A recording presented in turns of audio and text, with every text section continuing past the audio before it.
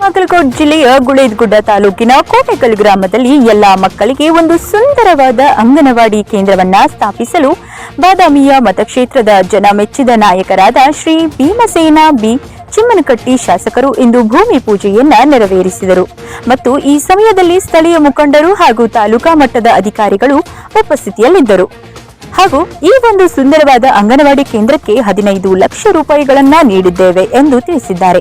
ಈ ಅಂಗನವಾಡಿ ಕೇಂದ್ರದ ಕಟ್ಟಡ ಕಾಮಗಾರಿ ಆರಂಭಿಸಿದ್ದು ನೋಡಿ ಊರಿನ ಜನರು ಸಂತೋಷಪಟ್ಟರು. ಈ ಒಂದು ಕಾರ್ಯಕ್ರಮದಲ್ಲಿ ಮಹಾಂತೇಶ್ ವಾಲಿಕಾರ್, ಫಕೀರಪ್ಪ ತಳವಾರ್ ಮತ್ತು ಊರಿನ ಸಮಸ್ತ ಗುರು ಹಿರಿಯರು ಮತ್ತು ಕಿರಿಯರು, ಗ್ರಾಮ ಪಂಚಾಯಿತಿ ಪಿಡಿಒ ಹಾಗೂ ಎಲ್ಲ ಅಧಿಕಾರಿಗಳು ಉಪಸ್ಥಿತಿಯಲ್ಲಿದ್ದರು.